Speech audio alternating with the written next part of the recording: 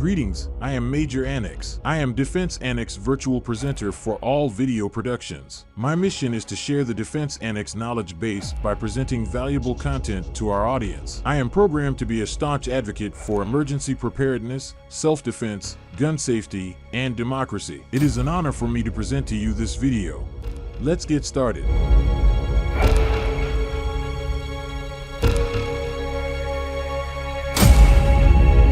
In the 1950s, with the Korean War ending and the Cold War heating up, President Truman established the Office of Defense Mobilization, which brought the concept of fallout shelters to the forefront.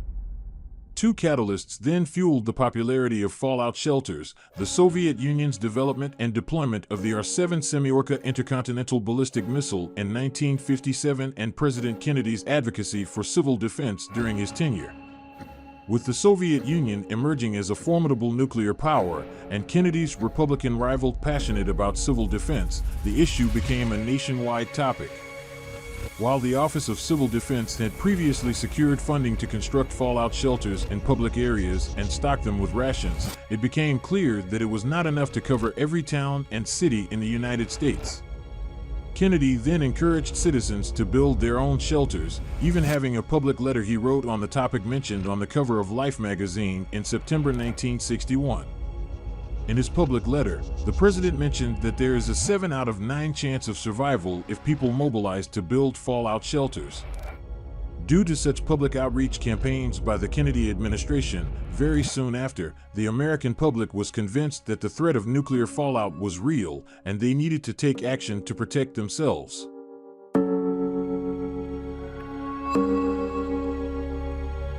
As of today, U.S. politicians seem to be more concerned with bickering and rushing funding and weapons to Ukraine, and rightfully so. However, they forgot to urge American citizens to seriously look into the idea of building their own fallout shelters in the process. The United States and NATO are not willing to give Russia what it wants, and vice versa. On February 21st, Russian President Vladimir Putin publicly announced that he will be suspending the Stay Nuclear Arms Control Treaty with the United States. And China has been expanding its nuclear program and expanding its stockpile.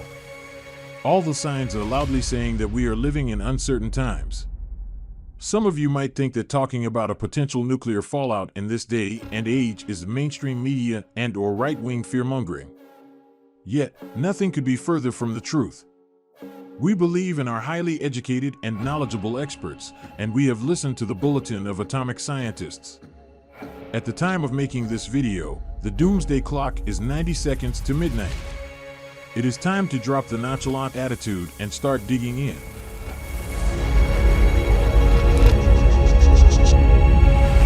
In 1961, the Department of Defense and Office of Civil Defense published 8 fallout shelter designs meant to be built at home. These designs are still useful today, but to give your structure a fighting chance against the power of today's nuclear weapons, which are at least 5 times more powerful than the bombs used to end the Second World War by the United States, it's important to reinforce them with additional rebar steel and concrete. Now, we don't have our comprehensive technical summaries table here, but don't worry, we've got you covered. Each of the 8 designs is based on the 1961 publication, and we'll take you through each one step by step. Remember, building a fallout shelter is all about being prepared, and we're here to help you do exactly that. If you want to learn more about the 8 designs and their associated costs, materials, and construction sequences, we have a blog article that includes a comprehensive technical summaries table. You can find the link to the original article in the video description below. So let's dive into the first design and start building your perfect fallout shelter. The first bunker on our list is the basement sand-filled lumber lean-to shelter. It's designed to be built in the basement of an existing structure and offers protection from the effects of radioactive fallout. It's a budget-friendly option that is easy to construct, and the required materials are widely available. Additionally, it can be disassembled with ease. This shelter can accommodate up to 3 adults and offers 45 square feet of space and 128 cubic feet of volume. Its materials availability score is 5, which means that the materials required for its construction can be easily found. The price of the shelter ranges from $744.47 to $1,000, making it an affordable option for many. The fallout protection factor of the shelter is 100, which means it can provide excellent protection from radioactive fallout. However, its blast protection is minimal. The shelter can be ventilated naturally or with NBC ventilation systems, which stands for nuclear, biological, and chemical ventilation systems, which is recommended. It takes approximately 20 man-hours to construct and has a life expectancy of 10 to 15 years. The second bunker on our list is the basement corrugated asbestos cement lean-to shelter. It offers low-cost protection from the harmful effects of radioactive fallout and is designed to be installed below ground in a basement area. One of the major advantages of this shelter is the availability of low-cost materials, making it a budget-friendly option. It's also adaptable to fit most basement dimensions and can be disassembled with ease. The shelter offers 40 square feet of space and 120 cubic feet of volume, which can comfortably accommodate up to 3 adults. Its materials availability score is 5, meaning that the required materials for construction are readily available. The price of the shelter ranges from $1,245 to $1,600, making it a relatively affordable option. The fallout protection factor of the shelter is 100, which means that it provides excellent protection from radioactive fallout. The third bunker on our list is the basement concrete block shelter. This compact shelter is designed to provide low-cost protection from the harmful effects of radioactive fallout. It can be installed below ground level in a basement and offers a simple and fast construction process, along with readily available low-cost materials. It provides adequate protection against fallout radiation and could also be utilized as a dual-purpose room if the ceiling height is increased to 6 feet or more. The shelter provides 52 square feet of space and 260 cubic feet of volume, making it suitable for up to 4 adults. Its materials availability score is 5, indicating that the required materials are readily available. The shelter's price ranges from $744.47 to $1,000, making it a budget-friendly option for many.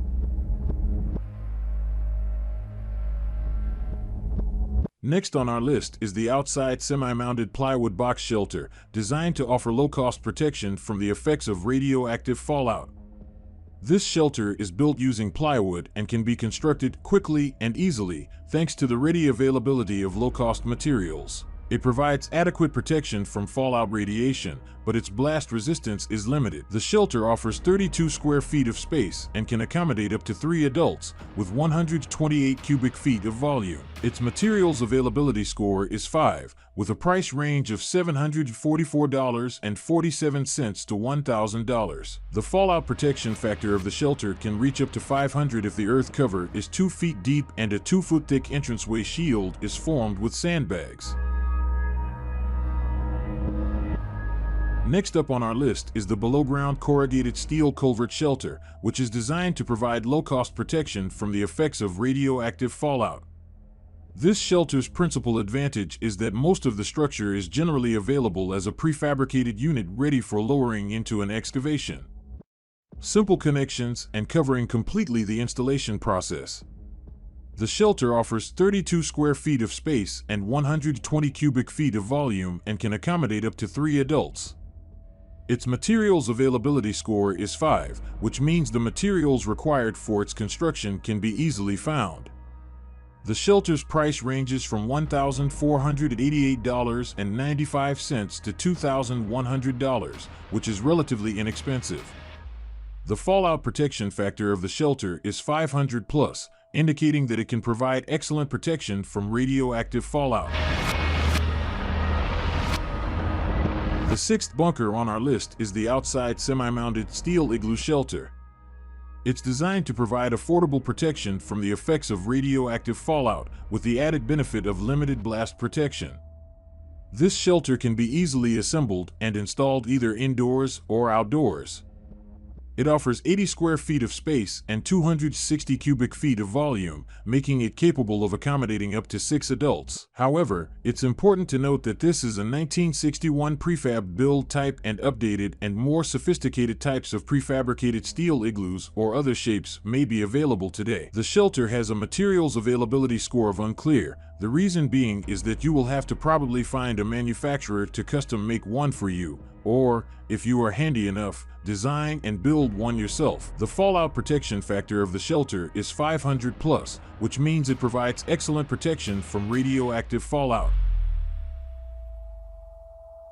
The above-ground earth-covered lumber A-frame shelter is designed to protect up to 10 people from the effects of radioactive fallout, and can also serve as storage space for supplies. Unlike other shelters, this one can be erected without excavation in areas with poor drainage or high groundwater tables, but may require footings or thrust ties in areas with soft or poor bearing capacity. With 150 square feet of space and 640 cubic feet of volume, this shelter can accommodate a large group of people. However, it is not a low-cost option, with a price range of $5,459.48 to $7,500. The materials required for this shelter are widely available. The shelter provides excellent fallout protection with a recommended minimum earth cover of 2 feet, an entranceway and door shielded by a 2-foot thickness of sandbags, and the rear wall mounted. The eighth and final shelter on the list is a below-ground shelter, located outside of a house but accessed through the basement. This shelter is designed to provide protection against the effects of radioactive fallout and limited blast overpressures. One of the main advantages of this shelter is its flexibility of design and shape, allowing it to conform to the design of a house and use materials that tie in with the new construction of a house. This shelter provides 70 square feet of space with a 420 cubic feet capacity, allowing for occupancy of up to 6 adults, as well as storage space for supplies. Its price ranges from $3,400 to $4,400, and it has a recommended minimum earth cover of 2 feet with an entranceway and door shielded by a 2-foot thickness of sandbags, with the rear wall mounted for added protection.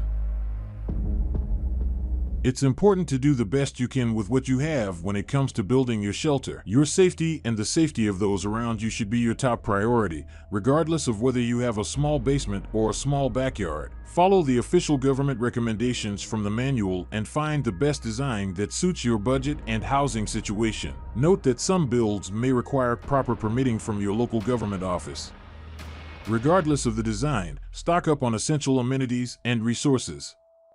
If you don't have access to a backyard or basement, and you live in a dense urban center, call your local town hall or police department and inquire about the location of fallout shelters that are still operable. Alternatively, fallout shelters built by the Office of Defense Mobilization and Office of Civil Defense are still in existence under various public and federal buildings, such as banks, schools, movie theaters, and apartment buildings. Many of them have either been abandoned or repurposed as laundry rooms. It is ultimately up to you to find out which shelters remain operable in your city. Finally, if the worst fears ever become a reality, you would wish you had taken the time to study the information provided on the ready.gov website. As I like to remind everyone, better safe than sorry. We have included a host of useful links on the Ultimate Guide to Fallout Shelters article on our website defenseannex.com. You can find the link in the video description below. This was Major Annex on behalf of Defense Annex. Thank you all for watching. Remember to target the subscribe button and shoot the notification bell to be the first to know when we have more valuable content for you. See you in the next video.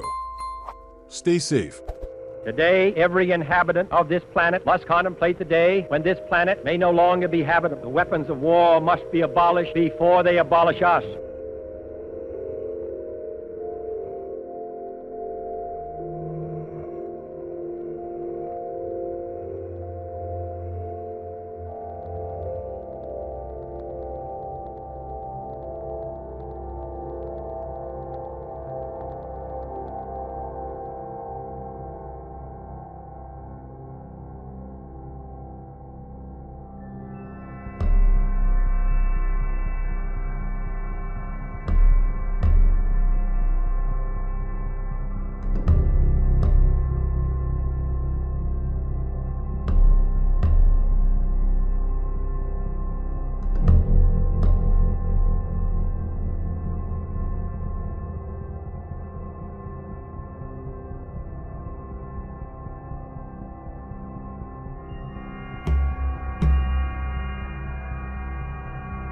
свое участие в договоре о стратегических наступательных вооружениях.